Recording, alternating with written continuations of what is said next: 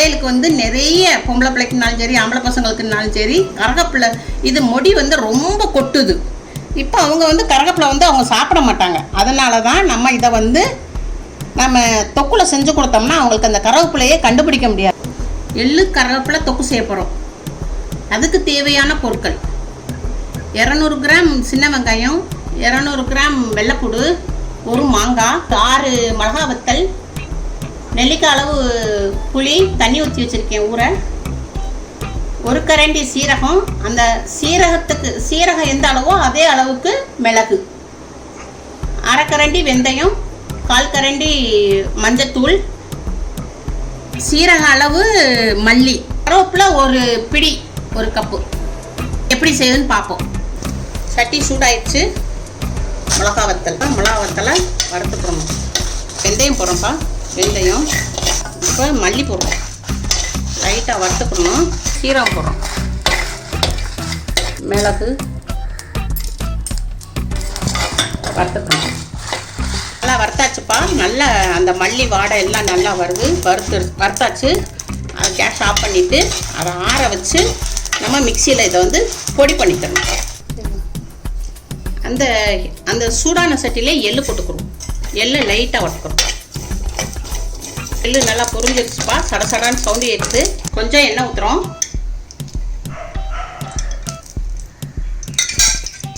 இப்போ எதுக்கு ஊற்றுறோம்னா இந்த கருவேப்பிலை வச்சுருக்கோம்ல, இந்த கருவேப்பிலையை அதை வந்து வதக்கி எடுத்துக்கிறோம். ரொம்பலாம் வதக்க வேண்டாம், சும்மா லைட்டாக வதக்கினா போதும். இப்போ வதக்கக்கூடாது, கருவேப்பிலையுடைய சத்து போயிடும். அதனால் அவ்வளோதான். எண்ணெயில் அந்த சூட்டில் போட்டு எடுத்துடணும். அவ்வளோ முடிஞ்சு. வறுத்து வச்சுருக்கோம்ல, அதை மிக்சியில் நம்ம பொடி பண்ணிக்கிறோம். ஆறிச்சு. அதை வந்து பொடி பண்ண போகிறோம். எள்ளு வந்து கருவேப்பிலோட அடிக்கணும்ப்பா. இப்போ இதை மட்டும் தான் அடிக்கிறோம். இது மிக்சியில் அடித்தாச்சுப்பா. பொடி ஆயிடுச்சு நல்லா. இப்போ வந்து நம்ம கருவேப்பிலையை வந்து இதையும் பேஸ்ட் ஆக்க போகிறோம். ஆற வச்சு சும்மா ஒரு 5 நிமிஷம் லைட்டாக ஆறினவனையும் போட்டு தண்ணி ஊற்றி இப்படி அரைச்சிருக்கேன்ப்பா. கருவேப்பிலை ஃபுல்லாக கருவேப்பிலை. தண்ணி கொஞ்சம் ஊற்றிக்கோங்க. அப்படியே அடிக்க வரமாட்டேன்னுச்சு. கொஞ்சம் தண்ணி ஊற்றி இப்படி அரைச்சிருக்கேன். இப்போ இதில் வந்து எல்லாம் போடுறோம். எல்லையும் அடிச்சு கொண்டு வரேன்.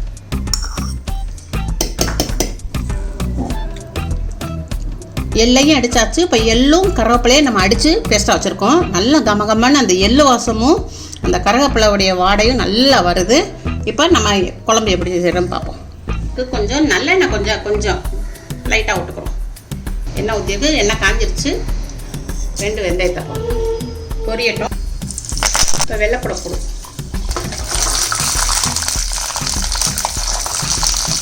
எண்ணெய் தெரிக்காமல் பார்த்துக்கோங்க. கிளறி விட்டுங்க. வெங்காயத்தையும் போட்டுக்கோங்க.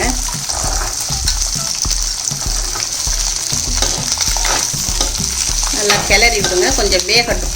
நல்லா கொஞ்சம் லைட்டாக வந்துட்டுப்பா. நல்லா எண்ணெயிலே கொஞ்சம் கிளறி விட்டு வேக விடணும். இப்போ கொஞ்சம் நல்லா வதங்கிருக்கு.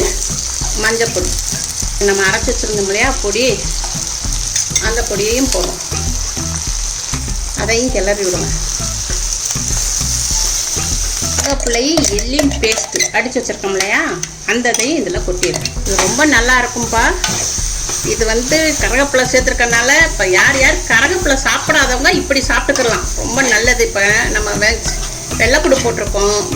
பிபி உள்ளவங்களுக்கு, ப்ரெஷர் உள்ளவங்களுக்கு இந்த வெள்ளைப்பூடு ரொம்ப நல்லது. கேஸ் ப்ராப்ளம் உள்ளவங்களுக்கெல்லாம் இது நீங்கள் டெய்லி கொஞ்சம் எடுத்து வச்சு நீங்கள் சாப்பிட்டீங்கன்னா உங்களுக்கு எந்த ஒரு இதுவும் இருக்காது. ஒரு வாரத்துக்கு நீங்கள் அப்படியே வச்சுருந்தாலும் ஒன்றும் ஆகாது. எல்லாத்தையும் நம்ம வறுத்து போட்டிருக்கனால எந்த இதுவும் இருக்காது. பசங்களுக்கும் நம்ம வெளியூர் பிள்ளைகளுக்கு நம்ம இதை கொடுத்து விட்டோம்னா அவங்க சுடு சாதத்தை போட்டு லைட்டாக பெரட்டி விட்டு சாப்பிட்டா அவ்வளோ சுவையாக இருக்கும், நல்லா இருக்கும். இப்போ புளி தண்ணியை ஊற்றிடுவோம்.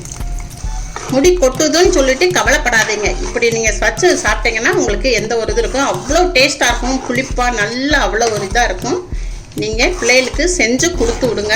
வெளியூரில் உள்ள பிள்ளைகளுக்கு, வேலை பார்க்குற பிள்ளைகளுக்கெல்லாம் நீங்கள் இது மாதிரி நல்லா இன்னும் கொஞ்சம் நல்லா உங்களுக்கு வேணும்னா நல்லெண்ணெய் விட்டுக்கோங்க. இப்போ உப்பு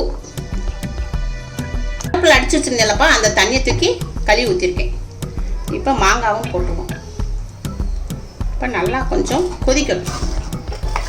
ஒரு 10 நிமிஷம், ஒரு 1/4 மணி நேரம் நல்லா வெந்திருக்கு. ஸ்லோவில் வச்சு நல்லா இதாகிட்டு நல்ல அந்த கருவேப்பிலை வாடை வெந்தயம் எல்லாம் வாடை அப்படியே ஒரு தூக்கலாக இருக்குது. நீங்கள் இதை அப்படியே சாதத்தில் கொஞ்சம் பிரட்டி விட்டு அப்படியே சாப்பிடுங்க. ரொம்ப டேஸ்ட்டாக இருக்கும். முடி கருகருன்னு வளரும். முடி கொட்டுறதுக்கு வாய்ப்பு இருக்காது. எள்ளும் கருவேப்பிலை தொக்கு ரெடி. செஞ்சு பாருங்கள். உங்கள் வீட்டில் செஞ்சு பார்த்துட்டு அம்மாவுக்கு லைக் பண்ணுங்கள், ஷேர் பண்ணுங்கள், சப்ஸ்கிரைப் பண்ணுங்கள்.